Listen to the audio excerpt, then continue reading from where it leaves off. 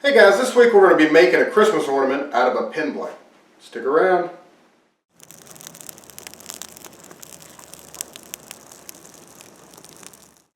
Hello and welcome to this week's edition of BS with AJ. As I said before, this week we're going to be making a Christmas ornament out of a pin blank. Now pin blanks are fairly affordable, and there's a bunch of different types you can get. You can get them all on Amazon or different places. You can get them from your local wood shop, or you can cut them yourself. Now I will be sure to link several links down in the description below of different types of pin blanks that would look really cool. Just give you a couple of varieties you can choose from. So if you're looking for some, go ahead and look down in the description below. But before we get started on this video, if you like videos like this, be sure to like, share, and subscribe, and consider supporting BS with AJ on Patreon so we can do bigger and better projects for you guys. Let's get started. Alright guys, so this week we're going to be turning a Christmas ornament out of a pin blank. Now right here I've got a maple pin blank. You can use whatever type of wood you'd like to use, but generally speaking, pin blanks are about 3/4 of an inch by 3/4 of an inch by 6 inches long. So you can buy those on Amazon. I can link those down in the description below, but if you don't have one, you can make your own pin blanks. You can go to your local sawmill, you can go to your local big box store and get you a piece of wood that you like, and just cut it down to 3/4 by 3/4 by 6 inches long, and you can make the same project. But like I said, they're very readily available. They're not that expensive or anything like that. So I'll link some down in the description below of different types of wood that you can buy for this project. Now the first thing you're going to want to do is find center. So I've got this center finding jig, which I'll also link down in the description below, because if you're wood turning, this is pretty important. At least to me it is. So what we're going to do is just put that right on the corner here. Draw us a line on each of the 4 corners, because this isn't perfectly square.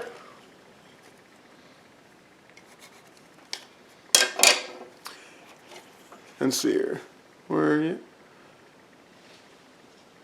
So you'll see that you can actually, you can see a difference in some of these lines. You want to find the very center point of these 4 lines, and that's where your center is going to be.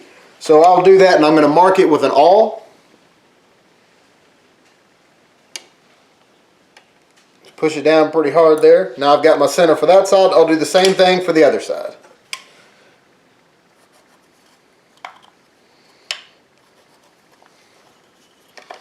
Now you don't have to do it this way. You could just eyeball it and go with it, and that would work perfectly fine. It all depends on how crooked your piece of wood is and all that kind of stuff, and how good you are at finding the center. I prefer to use a center finding jig. Also, these are really handy on round stock. So that's something else that you may want to invest in just for instances like that. If you're cutting a big bowl blank or something like that out of a piece of wood, that's really handy to have. Alright, so what we're going to do is now we're going to go ahead and put this between centers, so I need to adjust my camera. Alright, now we've got our piece between centers, and you can do this entire project between centers if you'd like to, but I've got a chuck and a pair of pin jaws, so what I'm going to do is I'm going to go ahead and turn a tenon on one side here, and then I'm going to take it and put it in my jaws. That way I can actually bring one side of it down to a really sharp point, because I think it looked pretty neat, but you can do it however you'd like to. We'll go ahead and get started now. Alright guys, so since this is a smaller piece, I'm going to be using my lathe at a higher RPM, but you do it at whatever speed you feel comfortable. I'm going to be using mine probably about 2,000 RPM. And like I said, the first thing I'm going to do is go ahead and straighten out one edge, and then I'm going to go ahead and turn a tenon on it. That way I can use my pin jaws.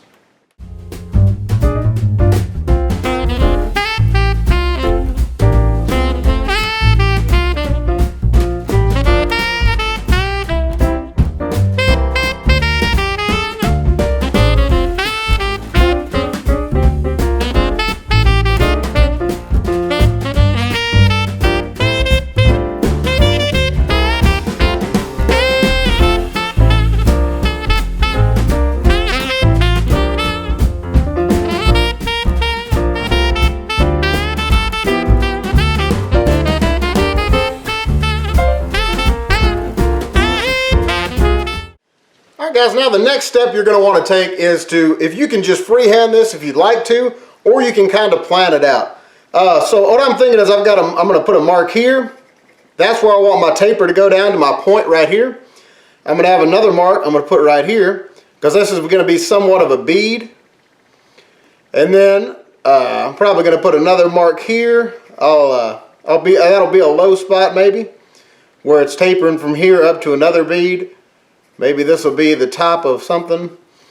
And finally, this right here, maybe that could be another bigger bead. We'll figure it out as we're going, basically. But if you'd like, you can kind of plan it out in your head, put it on a really low speed, and just kind of continue your marks on around.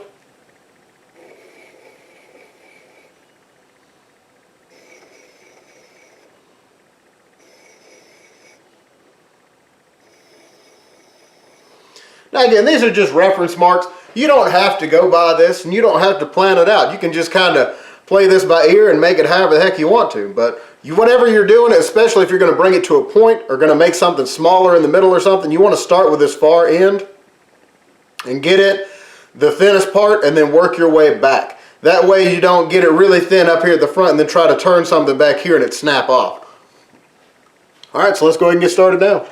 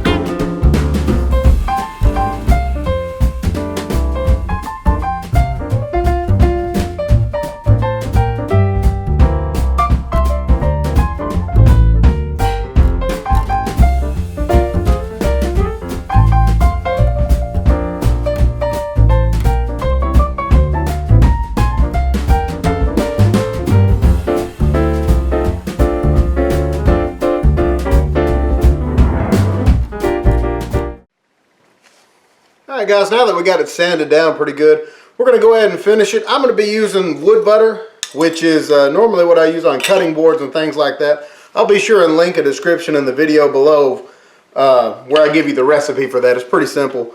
But I like using this because it's quick, it's easy, and it looks pretty good also. So we're just going to kind of rub a little bit on here now, because otherwise it'll just kind of fly off the paper towel here in a minute. We'll just kind of spread it out fairly evenly. And then we're going to turn this, go ahead and turn the lathe on.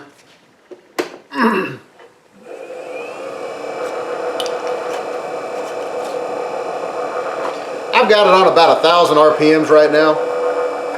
And then we're just going to take the wet part of that and just kind of go ahead and rub it in.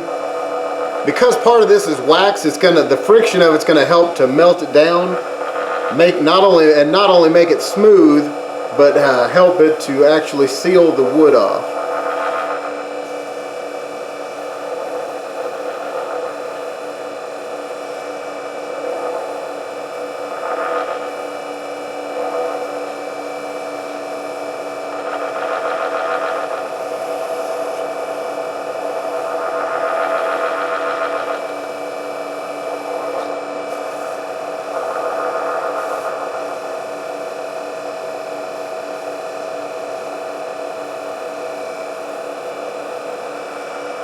And as you can see, it's changed it to a little bit of a darker color, which I think looks really nice. Alright, now that we've got that applied, we're going to go ahead and take the dry part of the paper towel and just kind of run across here to get any excess off.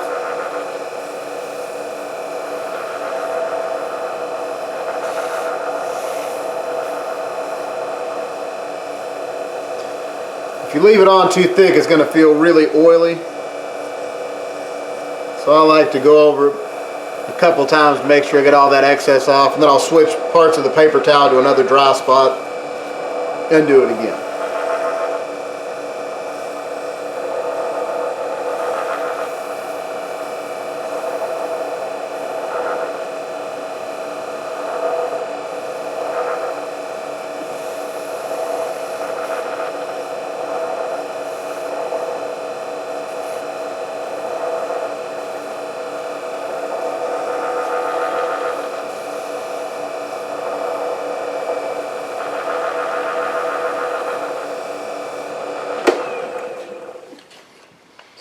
Alright, I'd say that's finished pretty good. Now the last thing I'm going to do is go ahead and try to part it off a little bit. I'm not going to part it completely off because this is a really small piece and it's going to probably try and start wobbling a little bit. So I'm just going to kind of get a good indentation here, and then I'm going to finish it off with a saw. I'm going to take a real thin parting tool. I'm going to turn the speed up fairly fast here.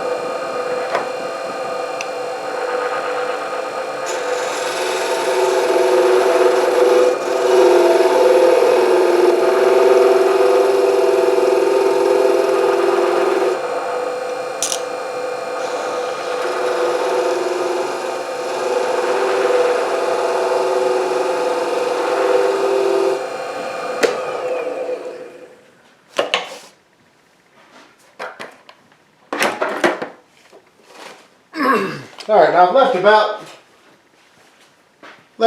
1/8 of an inch or so around there. So now I'm going to go ahead and take my saw here, get right on that line, and get this out of the way first.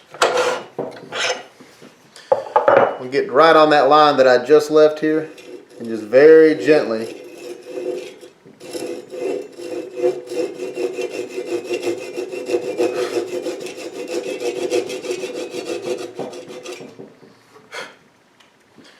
Alright, now we're just going to kind of sand that by hand with some 180 and 240. Oh, I'm sorry, 120 and 240.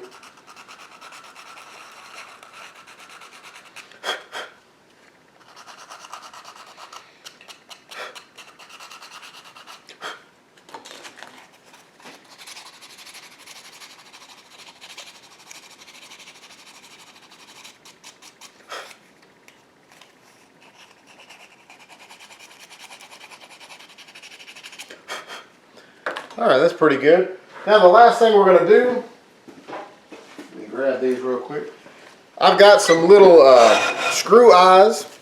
These are, let's see here, it says number 216 1/2 inch by 1/2 inch. So what I'm going to do is I'm going to take my awl. Where's my camera? There we go. I'm going to find the center here.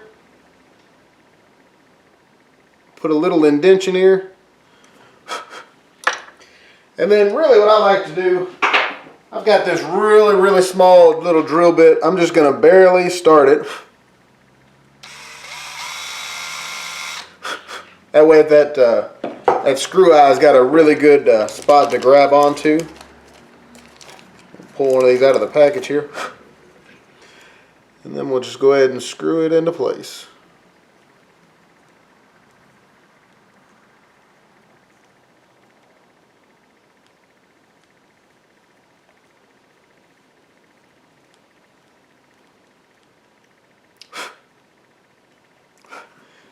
Alright, and at this point you can go ahead and either get some of them real cheap hooks that they sell at Walmart to put your ornaments on with, or you can get some ribbon and go ahead and tie a little ribbon that you can wrap around your tree.